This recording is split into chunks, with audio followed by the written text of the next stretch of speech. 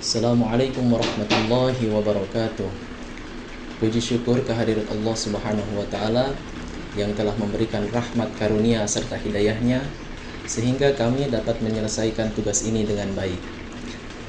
Salawat beserta salam semoga tetap tercurah limpahkan kepada baginda Nabi Muhammad sallallahu alaihi wasallam. Perkenalkan, saya Jihan Fuadi dan dua teman saya, Madsa dan Dede Miftahudin dari STAI Wasilatul Falah Rangkas Bitung, semester 6 Prodi Pendidikan Agama Islam, yang mana pada kesempatan kali ini kami diberi tugas yaitu berupa wawancara tentang pembelajaran Al-Quran dan Hadis yang diampu oleh Bapak Muhammad Al-Muizul Kahfi MAG,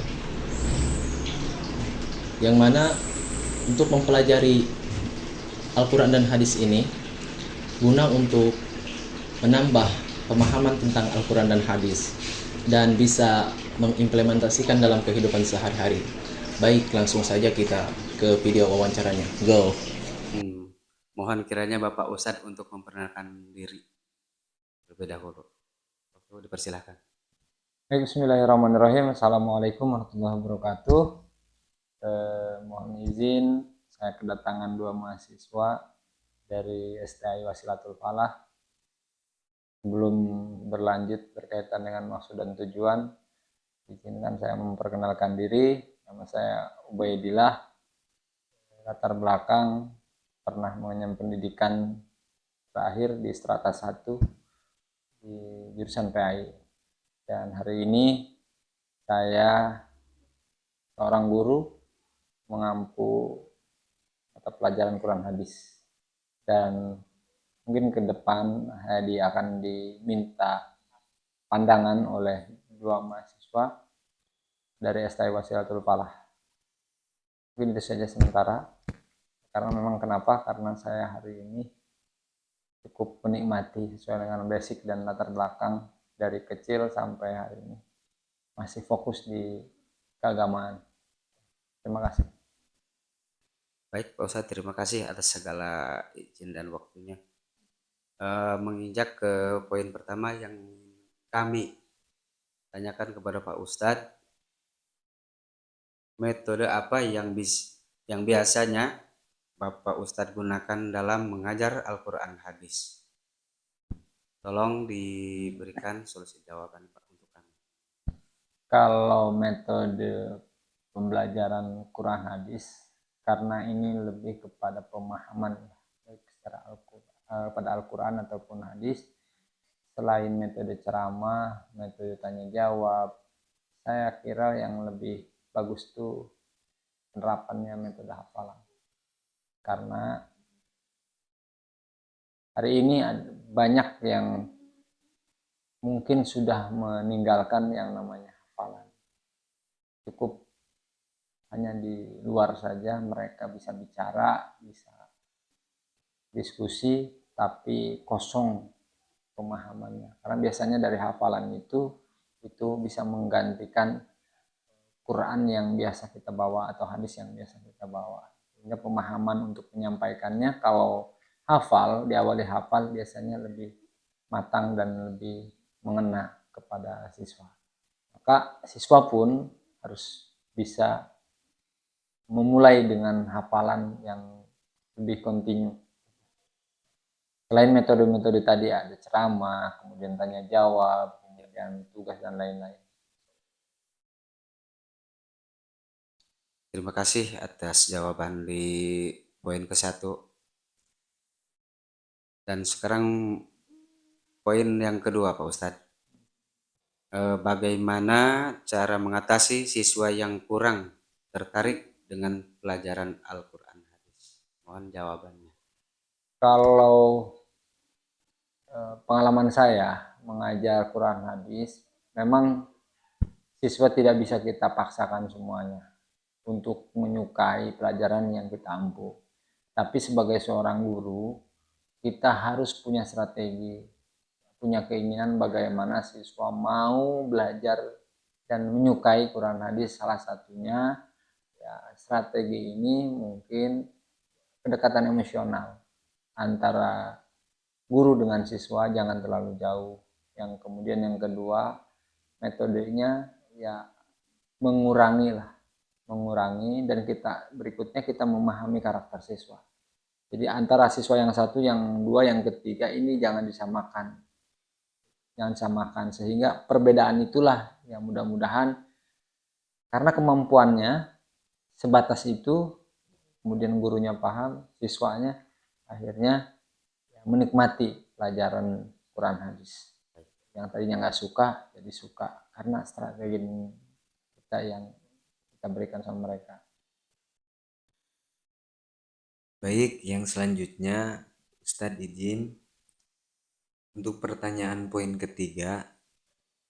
Seberapa penting peran guru dalam membentuk pemahaman agama Islam terkait pembelajaran Al-Quran hadis tersebut? Peran guru terhadap siswa jelas mendominasi, karena guru ya sebagai ikon di kelas. Kalau gurunya tidak bisa menjadi public figure ya susah. Anggap guru adalah orang. Jadi siswa harus diarahkan, siswa juga harus bisa mencontoh karakter, model, kemudian gaya bicara dan lain-lain yang disampaikan oleh seorang guru, itu yang akhirnya itu dan ditiru seorang siswa. Intinya bahwa guru harus bisa mengarahkan atau memberikan pemahaman siswa untuk mulai belajar dengan lingkungannya, gitu ya, dengan lingkungannya. Karena kalau tidak bisa mengikuti lingkungannya agak susah. Di situ ada peran guru sebagai motivator, sebagai pembimbing, sebagai lain-lain lah modelnya. Terima kasih Ustadz. Untuk pertanyaan selanjutnya, berarti pertanyaan poin keempat. Apa harapan Ustadz terhadap perkembangan pembelajaran Al-Quran hadis ke depannya? Kalau harapan saya sih untuk pembelajaran Quran hadis ini harus lebih ditambah waktunya. Pertama, waktu yang diberikan oleh negara. Justru malah Quran hadis bagi agama kita di Islam, terutama yang basicnya pendidikan Islam, ini harus ditambah jam pelajarannya supaya ikon sebagai dirinya orang yang beragama Islam ya mampu memberikan contoh pada yang lain. Quran hadis adalah dua pusaka yang ditinggalkan oleh Rasulullah untuk umat Islam. Tapi nyatanya hari ini banyak yang ditinggalkan. Gitu. Coba ditambah, kemudian supporting dari pemerintah juga ditambah. Sehingga insya Allah akan lebih maksimal pembelajaran yang ada di kelas nanti. Dan hasilnya pun akan banyak dirasakan oleh masyarakat. Karena siapa yang belajar Al-Quran dan siapa hadis yang mampu mengamalkan udah pasti hidupnya bahagia dunia akhirat. Baik, untuk pertanyaan yang terakhir ya Ustaz. Ya. Pertanyaan yang kelima. Apa pesan Ustaz untuk para siswa agar lebih semangat belajar Al-Quran hadis? Pesan buat siswa. Ya, sebelum mereka menjas bahwa Al-Quran hadis adalah pelajaran yang tidak menyenangkan, hilangkan dulu pikiran itu. Ikuti dulu saja, ya, dimulai, dinikmati. Kalaupun tidak terlalu suka, ingat bahwa Al-Quran hadis adalah pelajaran yang wajib hukumnya diikuti oleh orang yang berstatus sebagai yang terikat dalam status agama Islam. Dan itu mau nggak mau, dua pusaka ini yang diwariskan oleh Rasulullah, ya mau nggak mau harus diikuti dan harus disukai. Nah, adapun caranya ya siswanya ya ikuti saja dulu alur yang ada. Insya Allah guru punya strategi, punya metode, punya cara bagaimana siswa nanti bisa menikmati suasana.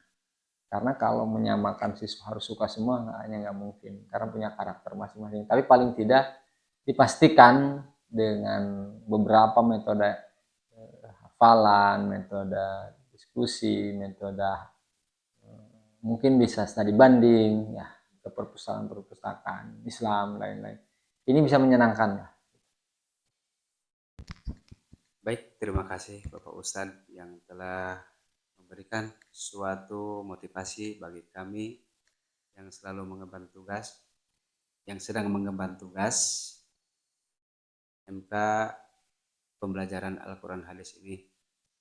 Maka dengan segala keluangan, keleluasaan dari segi waktu, pemikiran, kami sangat mengaturkan banyak beribu-ribu terima kasih. Mudah-mudahan dengan adanya wawancara pada malam hari ini, kami membawa hasil yang sangat memuaskan. Amin, amin. Terima kasih. Assalamualaikum warahmatullahi wabarakatuh. Waalaikumsalam.